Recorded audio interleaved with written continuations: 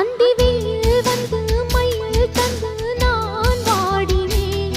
அடுத்தும் எல்லாம் தென்றலிடம் நான் கூறினேன். அந்த தென்றல் பெண்ணும் சொன்னாளம்மா உந்தன் சேதியே. அவள் சொன்ன பின்பு மின்னல் போல வந்தேன் தேடியே. என்னை நீ தொட்டவுடன் எங்கவோ பொன்னுதையா.